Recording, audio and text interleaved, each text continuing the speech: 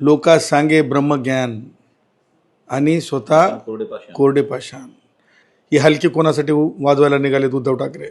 स्वतःची जी कंप्लीट जिरून गेलेली आहे, स्वतःची जी कंप्लीट जिरून गेलेली आहे, त्या जिरलेलीला कुठंतरी उद्धव ठाकरे म्हणजे आता काहीतरी करून मी जिवंत हे दाखवायचा प्रयत्न करत आहेत की तो पॉलिटिकल अजेंड्याचा कार्यक्रम आहे, तो प्रभू श्रीरामांच्या भावनेशी संबंधित नाही आहे. नमस्कार, महाराष्ट्र टाइम्समध्ये आपल्या सर्वांचं स्वागत आहे. शिवसेना उद्धव बाळासाहेब ठाकरे पक्षामार्फत महाराष्ट्रामध्ये रामरक्षा आंदोलनाची सुरुवात करण्यात आलेली आहे. पहिलं आंदोलन मुंबईच्या दादर परिसरात झालं. दुसरं आंदोलन थेट मुख्यमंत्र्यांच्या बालेकिल्ल्यात होत आहे, नागपुरात होत आहे, नागपुरातल्या रामनगरमध्ये होत आहे. या विषयाच्या अनुषंगानं आणि इतर विषयावरती माझ्यासोबत संवाद साधायला आहेत ज्येष्ठ वकील गुणरत्न सदावर्ते. सदावर्ते साहेब, महाराष्ट्र टाइम्समध्ये तुमचं स्वागत आहे. नागपुरातल्या रामनगरमध्ये राम मंदिरात आणि फडणवीसांच्या बालेकिल्ल्यात ठाकरे येत आहेत. रामरक्षा आंदोलन. मला असं वाटतंय की जी भांबेरी उद्धव ठाकरेंची मुंबईमध्ये उडाली आपण सगळ्यांनी बघितली. मला असं वाटतं की कधी म्हणजे रामरक्षा स्तोत्र कधी वाचलं होतं की नव्हतं. ज्याला अगोदर ज्ञान अर्जन करायचं असते स्वतः आणि नंतर मग इतरांना शिकवायला निघायचं असते. लोका सांगे ब्रह्मज्ञान आणि स्वतः कोरडे पाषाण. अशा म्हणजे हे सांगायचा अर्थ हा आहे की ज्यांच्याकडे काहीच नाही ते सांगायला जातील का. अगोदर तर लक्षात ठेवा की आपण दुसऱ्याला सांगायला जाताना कल्चरली तेवढं फिट असायला पाहिजे. मला वाटतं की त्या दिवशीच्या भांबेरीनंतर उद्धव ठाकरे हे कल्चरली तेवढे फिट नाहीत आणि त्यामुळं त्यांनी स्वतःचं हास्य करून घेऊ नये. आणि राहिला प्रश्न नागपूरमध्ये जाऊन तिथे जाऊन कार्यक्रम करण्याचा, मला तर वाटतं की तो पॉलिटिकल अजेंड्याचा कार्यक्रम आहे, तो प्रभू श्रीरामांच्या भावनेशी संबंधित नाही आहे. आणि जिथं भावना नसतात तिथं लोक ओळखत असतात की ही हलकी कोणासाठी वाजवायला निघालेत उद्धव ठाकरे. ही हलकी कोणासाठी वाजवायला निघालेत उद्धव ठाकरे. स्वतःची जी कंप्लीट जिरून गेलेली आहे, स्वतःची जी कंप्लीट जिरून गेलेली आहे, त्या जिरलेलीला कुठंतरी उद्धव ठाकरे म्हणजे आता काहीतरी करून मी जिवंत हे दाखवायचा प्रयत्न करत आहेत. हा केविलवाणी प्रकार आहे. आणि त्याच्यामुळे म्हणजे संजय राऊतांना, मला माहीत नाही संजय राऊतांना तरी म्हणजे रामरक्षा स्तोत्र येते की नाही, कारण संजय राऊत माझ्या माहितीप्रमाणे डॉक्टर बाबासाहेब आंबेडकर म्हणजे महाविद्यालयाचे विद्यार्थी आहेत, आंबेडकर महाविद्यालयाचे, मला जे लोकांनी सांगितलं. त्याच्यामुळे संजय राऊतांना रामरक्षा स्तोत्र येते की नाही मला माहीत नाही. ओके, दुसरा प्रश्न असा आहे, मुख्यमंत्री देवेंद्र फडणवीसांनी पावसाळी अधिवेशनामध्ये असं म्हटलं होतं, जर उद्धव ठाकरेंनी रामरक्षा आंदोलनात मला बोलवलं आणि रामरक्षा स्त्रोत बोलायला बोलवलं तर मी नक्कीच जाईल. तोच धागा पकडून खासदार संजय राऊत यांनी थेट मुख्यमंत्र्यांना निमंत्रित केलं आहे. बघा, लक्षात घ्या की बरेच ज्या हे असतात वक्तव्य असतात ते त्या प्रसंगातल्या कॉन्टेक्स्टमध्ये असतात. आता त्यावेळेस म्हणजे माननीय मुख्यमंत्री देवेंद्रजींना हे किती कल्पना होती यांच्या उद्धव ठाकरेच्या ज्ञान अर्जनाची माहिती नाही, परंतु तुम्ही मीडियावाल्यांनी उद्धव ठाकरे एकदम ऑपरेशनच करून दाखवलं की त्यांची भांबेरी उडालेली. त्याच्यामुळे अगोदर व्हिडिओ बघितला मी काय सांगायलो, आता तुम्ही थोडंच माध्यमं खोटं सांगणार आहेत. त्याच्या पुढं जाऊन मला असं वाटतंय की एखाद्या पाठशालेमध्ये जाऊन उद्धव ठाकरेंना आधी जे धार्मिक पाठशाला असते तिथं जाऊन त्यांनी शिकलं पाहिजे. ओके, काही दिवसांपूर्वी किंवा वर्षांपूर्वी जेव्हा उद्धव ठाकरे मुख्यमंत्री होते, मातोश्रीच्या बाहेर एक कार्यक्रम झाला होता. हनुमान चालीसा पठणचा कार्यक्रम होता. तो एका आमदारानं आणि एका खासदारानं घेतलेला कार्यक्रम होता तो. मात्र त्यांना अटक पण झाली होती. आता मुख्यमंत्र्यांचे नागपुरात जात आहेत उद्धव ठाकरे. समजून घ्या नवनीत राणा तिथं आल्या, काय होऊ शकतं? मला हे सांगा की तो उद्धव मुख्यमंत्री असतानाचा जो काळ होता तो काळाकुट्ट काळ होता. 124 लोकांचे त्या दरम्यान एसटीतल्या जीव गेलेला काळ होता. आणि तो काळाकुट्ट शब्दामध्ये लिहिला गेलेला काळ आणि आजचा देवेंद्रजींचा काळ ह्याच्यामध्ये खूप फरक आहे. आणि त्यामुळं अटक नुसती नवनीतजींना झाली नव्हती, तर त्यावेळेसचे पत्रकार म्हणजे एका चॅनलचे आपले एका इंग्रजी वृत्तवाहिनीचे आणि आमच्यासारख्या माणसांना सुद्धा कष्टकऱ्यांचा आवाज बनलोत म्हणून आम्हाला सुद्धा अटका सहन करावा लागला. एकदा नाही, अनेक ठिकाणी अटक व्हावं लागलं. सगळं झालं होतं. म्हणजे त्याच्यामुळं आमची वारी झाली आणि त्यांची गच्छंती झाली ना. आमची वारी झाली, त्यांची गच्छंती झाली, त्यांना चले जावं व्हावं लागलं, गेट आऊट व्हावं लागलं. आणि त्यामुळं सांगायचं तात्पर्य की देवेंद्रजींच्या काळामध्ये, मोदीजींच्या काळामध्ये सोनम वांगचूक असेल तर तिथं दिल्लीमध्ये बसू दिलेत, काढलेत का तिथून? कायदा म्हणतो तिथं बसताच येत नाही, तरीसुद्धा ठीक आहे, लोकभावना आहे. तुम्हाला सांगतो त्याच प्रकारे उद्धव ठाकरेच्या म्हणजे जे काही उर्वरित शिल्लक असतील त्या लोकांनी, आणि त्याही पुढे जाऊन मला तर वाटतं राज ठाकरेंनी आधी परीक्षा घेऊन तिकडं पाठवावं की बाई ठाकरे नावाचे उगाच खालीपणा होत आहे हे लक्षात घेतलं पाहिजे राज ठाकरेंनी. नंतर भावाला म्हणलं पाहिजे हे भाई तिकडे जाय म्हणून, हे भाय नंतर जाय, हे भाय नंतर जाय नागपूरला. कारण तिथे लक्षात ठेवा, तिथे दीक्षाभूमी आहे, तिथं खूप हुशार हो खरं आहे, पण दीक्षाभूमी आहे, तिथं चिंतनशील लोक आहेत, एकदम टॅलेंट लोक आहेत. तिथं राष्ट्रीय स्वयंसेवक संघाचं मुख्यालय आहे, तिथेही लोक हुशार आहेत. त्याच्यामुळं ज्ञान अर्जन केलेल्या तर आणि सत्य असेल तरच तिथं जा, नाही तर तिथं लोक तिथं ज्ञानानं सोडत नसतात. बरं हो, तुम्ही आहेतच की, कोण नाही म्हणलं. तुम्ही काय कमी हुशार आहेत का? तुम्ही जेव्हा असे प्रश्न उपस्थित करता म्हणजे शेर नाही सव्वा शेर आहे भाई. आणि त्याच्यामुळं जे अज्ञानी लोक आहेत त्यांची मला चिंता आहे, उद्धव ठाकरेसारख्या अज्ञानीपणाचं. कारण ते अज्ञान तुम्हीच दाखवलं होतं. सदावर्ते साहेब, सध्या दोन्ही राष्ट्रवादी काँग्रेस पक्षामध्ये अस्वस्थता पाहायला मिळते. राष्ट्रवादी काँग्रेस पार्टी शरदचंद्र पवार पक्षाचे नेते वर्षावरती जातात, उपमुख्यमंत्री एकनाथ शिंदेच्या नंदनवनवर जातात. काय मन की बात काही होत असेल असं वाटतंय? बघा, तुम्हाला सांगतो की लोकशाहीमध्ये जे कोणी मान्य मुख्यमंत्री असतात, मान्य उपमुख्यमंत्री असतात, त्यांच्याकडे आमदारच काय, ग्रामपंचायत सदस्य काय, सामान्य नागरिक काय, त्यांनी जायचं असते. आपली जी काही तुम्ही मन की बात म्हणा किंवा आपली जी काही बात असेल ती मांडायची असते. आणि त्या प्रत्येक गोष्टीला आपण राजकीय चष्म्यानं किती बघावं ते त्या इव्हेंटचा प्रश्न आहे. त्याच्यामुळे मला म्हणजे तुम्ही कोणत्या इव्हेंटबद्दल विचारताय ते मला नाही सांगता येत. नाही, वारे पण तसे वाहत आहेत किंवा माध्यमांमध्ये बऱ्याच चर्चा होत आहेत म्हणून विचारतोय. नाही, बघा की म्हणजे लोक अधिक सोयीचं काय आहे ही पाहणारी बुद्धी आता बनली आहे असं मला म्हणायचं. राजकीय बुद्धी अधिक सोयीचं काय ही पाहणारी राजकीय बुद्धी आहे.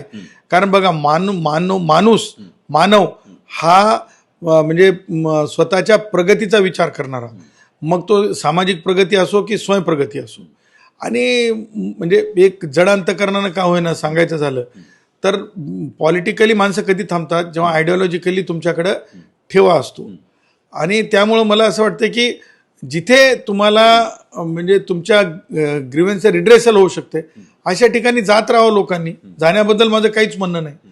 पण आता उद्धव ठाकरेच्या घरी लिगसी होती म्हणतात ना, ते मला कोणावर टीका म्हणून म्हणायचं नाही, पण आमच्या गुराख्यांमध्ये एक मन आहे, कारण मी गुराखी साहित्यवाला आहे ना.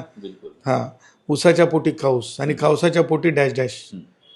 तसं असते की म्हणजे ज्या प्रकारे बाळ ठाकरे होते त्यांचं म्हणजे अर्ध वक्तव्य हे म्हणजे तिरस्कारजन्य होतं, तर अर्ध वक्तव्य ते म्हणजे सोशल लाईफमध्ये वाहून घेणार होतं.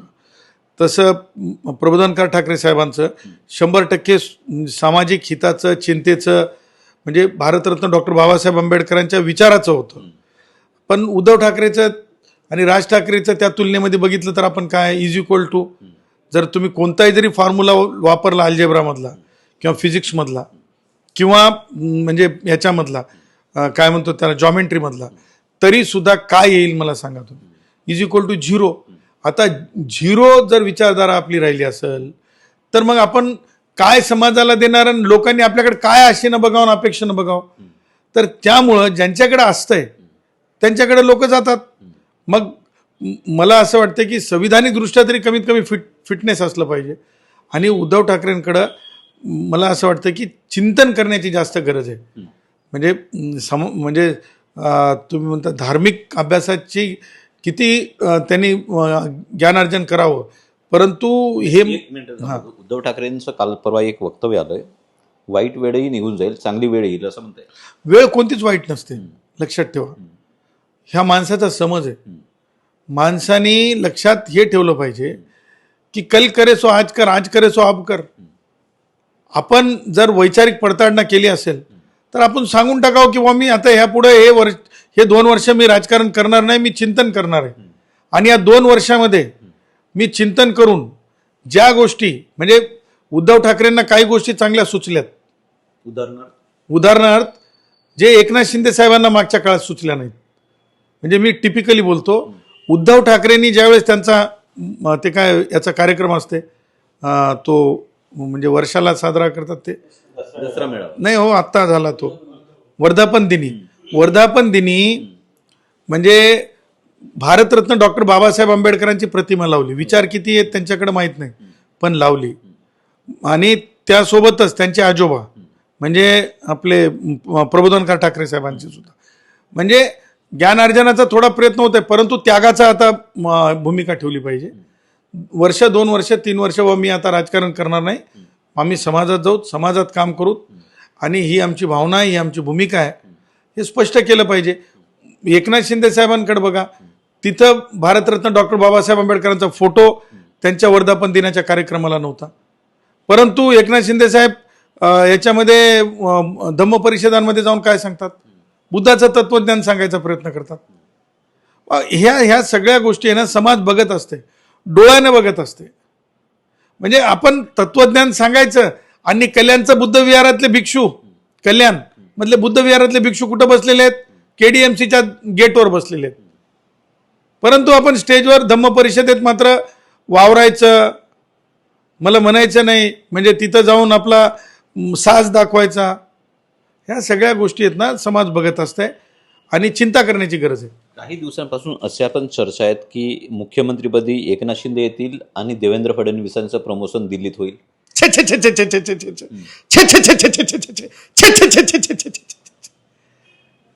मला सांगा, भारतीय जनता पक्षाचे आज माझ्या माहितीप्रमाणे 137 आमदार आहेत आणि थंब मेजॉरिटीमधली, मी हे तुम्हाला जो उत्तर देते, मी काय प्रवक्ता म्हणून देत नाही भाजपचा, परंतु जनतेचे मुख्यमंत्री असतात, जनतेचं सरकार असते, राजकीय पक्षाचं सरकार नसते, जनतेचं, जनतेने निवडून दिलेलं असते सरकार. त्या अर्थानं माय चीफ मिनिस्टर इज देवेंद्रजी, आणि he is elected by the people, for the people, for coming this full tenure of 5 years. 5 वर्षासाठी देवेंद्रजी मुख्यमंत्री राहावेत, हीच सगळ्यांची भावना आहे. आणि 2029 पर्यंत राहतील, नाही 2029 पर्यंत राहतील. आणि मला बघा, मी काय सांगितलं की देवेंद्रजींना जनतेनं निवडलेलं आहे, देवेंद्रजींना जनतेनं निवडलेलं आहे. आणि देवेंद्रजी असे एक पुढारी आहेत, असे एक नेते आहेत की त्यांच्या म्हणजे मी बघा, मी तुम्हाला सांगतो, मी फुले आंबेडकर थॉट्सचा विद्यार्थी आहे, त्याच्यामुळे मी देवेंद्रजींच्या बाबतीमध्ये जेव्हा चिंतनाने अभ्यास करतो तेव्हा त्यांच्या आयुष्यामध्ये त्यांनी स्वतःच्या राजकीय पक्षाशी किंवा राष्ट्रीय स्वयंसेवक संघाशी किंवा भारतीय संविधानाशी कधीही आयुष्यात बंडखोरी न केलेली व्यक्ती आहेत. आणि जेव्हा व्यक्ती म्हणजे स्वार्थासाठी बंडखोरी करतच नाही त्यावेळेस ती व्यक्ती निर्मळ असते. आणि जेव्हा निर्मळ असते तेव्हा एक गाणं आहे, इरादे नेक हो तो सपने भी साकार होते हैं, अरे सच्ची लगन हो तो रास्ते आसान होते हैं. त्याच्यामुळे देवेंद्रजींना त्यांच्या कार्याला खूप खूप शुभेच्छा आहेत. एकनाथ शिंदे साहेब मुख्यमंत्री होण्याचा काही प्रश्नच नाहीत. मला वाटत नाहीत की एकनाथरावजी शिंदे साहेब मुख्यमंत्री होण्यासाठी त्यांना गडबड झाली असेल किंवा एकनाथरावजी शिंदे साहेबांना मुख्यमंत्री व्हावं असं वाटत असेल, असं देखील मला वाटत नाही. कारण एकनाथ शिंदे साहेब होऊन गेले ना मुख्यमंत्री. योगायोग परत येऊ शकतो असं म्हणताय. अहो, योगायोग तर प्रत्येकाला वाटतंय, मुहूर्त येईल परत. बघा, प्रत्येकाला वाटतं. याचा अर्थ सगळ्यांनाच मुहूर्तावर मुख्यमंत्री होत नसते, मुहूर्तावर मुख्यमंत्री नसते, आकड्यावर मुख्यमंत्री होत असते. त्याच्यामुळं लक्षात ठेवा की प्रत्येकाला लोकशाहीमध्ये आपलं स्वतः आपण कोणतरी सगळ्यात सर्वंकष उच्च पदावर जावं असं वाटत असते, परंतु राजकारणामध्ये सगळ्या गोष्टी आपल्याला वाटतात तशा होत नसतात. त्याच्यासाठी मी तुम्हाला सांगितलं ना की तुम्ही तेवढे त्या आयडिओलॉजिकली तेवढं तुम्ही जनतेतून तेवढं तुम्ही तुमच्या राजकीय पक्षातून तेवढे महत्त्वाचे असले पाहिजे. आणि त्यामुळं आता शिवसेना एकनाथ शिंदे साहेबांची ती महाराष्ट्रापुरतीच आहे, महाराष्ट्रात पुरती आहे. आणि पुन्हा म्हणजे संघटनात्मक अनेक वाद आहेत. आणि पुन्हा काय एकनाथ शिंदे साहेबांच्या बाबतीत मला काही म्हणायचं नाही, पण तुम्ही अलीकडल्या काळात बघा शिंदे साहेबांच्या पक्षातल्या म्हणजे जे लोक ज्या प्रकारे काम करत आहेत, लोक म्हणायला लागले शिंदे टोळी आहे का, शिंदे टोळी आहे का, शिंदे टोळी आहे का. त्याच्यामुळे या सगळ्या गोष्टी फार मायना ठेवतात, फार मायना ठेवतात. पण 6 खासदार त्यांच्यासोबत आलेत हे पण सत्यच आहे. बघा एक लक्षात ठेवा, 6 खासदार कोण कुठून कुठं गेले हा काही महत्त्वाचा भाग नाही महाराष्ट्रातल्या सामान्य माणसासाठी. तो येणाऱ्या निवडणुकीत महत्त्वाचा भाग असतो की लोकांनी आपल्याला मतदान केलं किंवा लोकांच्या हितासाठी ते 6 खासदार गेले, लोकांच्या हितासाठी ते 6 खासदार गेले.